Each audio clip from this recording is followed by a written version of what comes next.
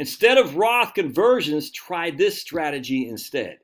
So I'm working with my man Brian. All right, Brian is trying to minimize his taxes and maximize his returns in terms of his ability to spend money while he and his better half retire. Great guy's crushing in Alabama, as a matter of fact. Brian's just out there kicking ass and taking names. Anyway, and Brian said I could use his stuff, and you don't know who this guy is, but he's a crusher. I want to start though with this article from Kitces.com, which it piqued my interest. Piqued, P-I-Q-U-E-D, not P-E-A-K-E-D. I was in a live stream the other day, and someone said, "You're kind of milquetoast," and he spelled it M-I-L-K space T-O-A-S-T. That's how I spell milquetoast. Woo! Okay. Anyway, so this is from Kitces.com, just came out the other day. Why pre-tax retirement contributions are better than Roth in peak earning years, even if tax rates increase. And basically, and here's this guy right here, Henry Morland. I don't know who Henry Morland is, but I think he missed a big one here. And I'm just going to show you real quick and to kind of cut to the chase. So basically his argument is here we got a guy making $500,000 a year of income. He's 50 years old. He's going to retire when he's 65. He's going to put all his money in pre-tax money because he's being taxed right now at 35, soon to be 39.6%. So he said, I should save my money pre-tax because when I retire, I'm going to be in a zero tax or a low tax or certainly a lower tax. And this is his taxes now. That's his taxes in the future. All right, so I'm going to read you what he says here. It's very interesting. He just makes a big mistake here, and I'll show you what I'm talking about. So again, he's looking at this space right here. He's not paying any taxes at all. And his argument is he should be doing Roth conversions, and he misses something here pretty significantly. So let me show you what I'm talking about.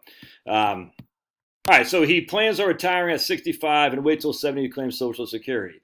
As shown below, they're currently in the 35% tax bracket right here, but will bump up to 39% after the expiration of the Trump tax bill. From age 65 to 70, he's in the 10% tax bracket with zero income, and they'll be rising to 15% when their Social Security kicks in 70 to 75. So basically he's saying from 65 to 70, he doesn't pay any taxes. From 70 to 75, he pays in a 10% marginal tax bracket. 70 to 75, he's right there in a 15% marginal tax bracket. And then finally up to 28% when RMDs kick in. And so his argument is he should fill this white space with Roth conversions, and that's what he's arguing there. And he's just dead wrong here because, as I show you in my comment here, I said a couple things wrong with this article. First, if Social Security is our only income, all right here, that's our only income, 70-75, there is no tax due at all. Social Security is your only income. Thus, it's not even in a 15% tax bracket. He's in his 10% tax bracket, but he pays no taxes because he has no taxable income. Secondly, if the guy retired at 65, he still needed some money to live on. And so these years right here where the guy says, look, he's not paying any tax, well, he still needs money from someplace. And I say, where does that money come from? Where does that money come from? A brokerage account, a Roth? Assuming it comes from his pre-tax money, he won't be in a 0% tax environment anyhow. Money's got to come from someplace. So I say, well, I get the gist of the article. I'd suggest not overlooking the obvious that he needs an income from some source before RMDs kick in. So in this case, he can do Roth conversions, but it's not nearly as clean as what this article implies, which is somewhat frustrating.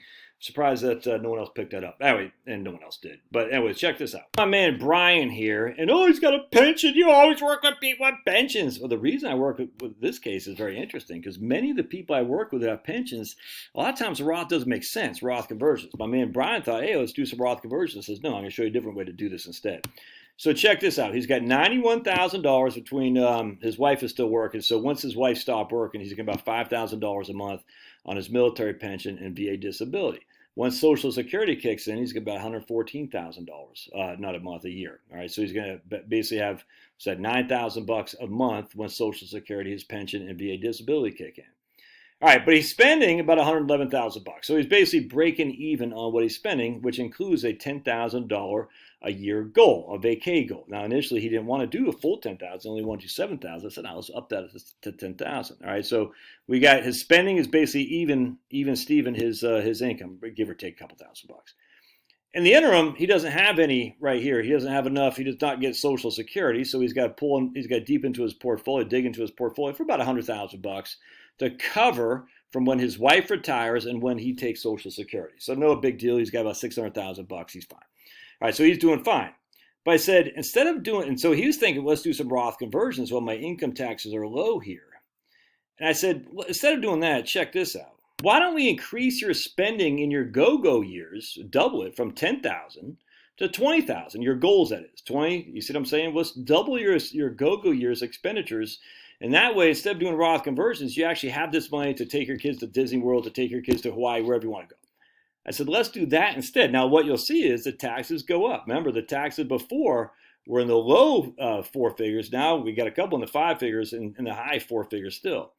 And I said, let's do that instead. And look, he ends up paying $641,000 of total taxes by this way. Check this out. Because before, if he only did the $10,000, he's going to pay $824,000 in taxes. Now, this is with no Roth conversions. I grant you, no Roth conversions. So by taking more money out to spend, he's going to pay about almost $200,000 less in taxes. And that's pretty good. Now, you can make the same argument, but Josh, just do the Roth conversions. But the problem is, let me show you something here. The problem is he's not running out of money either way. All right. So we're going to leave the kids $1 million here or 1.3 million bucks there, depending on what we do. Now, this is when we're taking an extra 10,000 out every year for 20 years. Here's where we're not taking an extra 10,000 out. So we're basically essentially what we're doing is we're taking $300,000 that we could have left the kids, and we're consuming it over here with the kids and the grandkids while we're alive. Does that make sense? So instead of doing Roth conversions, because Roth conversions are great, but they put all the money in the future when you're dead, essentially, or your wife is still alive and you're dead. But either way, we're not consuming it with entertainment, with fun today with the kids and grandkids. We're saying we're going to leave that to you later, which is great. But I think it's better than great to enjoy the time you have with your kids and grandkids, even if it means they don't get as much when you die. Instead of getting 1.3, they still get $1 million bucks. That's $300,000 that they don't get at your death, but they get $300,000 well above that in terms of hanging out with grandpa and grandma. And I'll check what else this does here. A federal income tax is tax estimate. All right, so here's his tax bracket. You can see right here. And he's basing a 12, soon to be 15% tax bracket, 15, 15, 15, and then all of a sudden it jumps up. And essentially this is when he dies. This is his widow's tax trap. He'll die there because he's 6 years older than his better half. And you can see it jumps up from a 15% to a 25%. This is the tax bracket. All right, so her tax bracket goes up by 10 percentage points because she's now single as opposed to married and filing jointly. All right, so you can see it jumps up right there at 84 for him.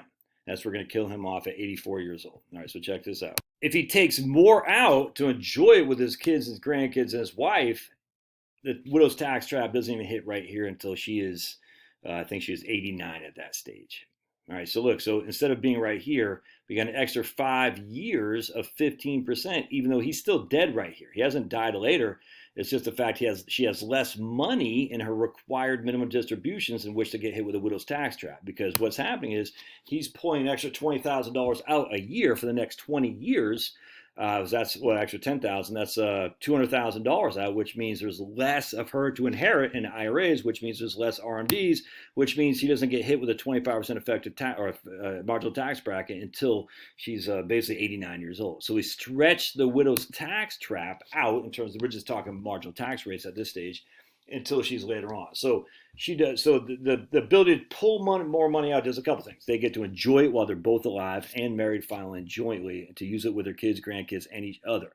All right. What that does also reduce the amount of money in the IRA that she'll inherit when he dies at 84 or 85, I think. And she was 79. That's what it was, 6 years younger. He dies at 85. She's 79. So because she's 79, something like that, she'll have less time to inherit that money. In which she have to pay taxes as a single taxpayer. Actually, I think I have him dying at 90 and her inheriting at 84. That's what it was. Her inheriting at 84 and him dying at 90. So she'll have less time to inherit a bigger amount of money with RMDs on it still attributed to her as a single taxpayer, which means it pushes the higher tax bracket out later on, for sure. So check this out. In my opinion, it just inherently makes sense to spend more money while you're alive and can enjoy it, even though you're leaving a little bit less to your kids and certainly a little bit less tax-free, but you have the chance to enjoy it more. You're still leaving your kids with a boatload of money, but you're also leaving them with a bunch of memories too, and your grandkids.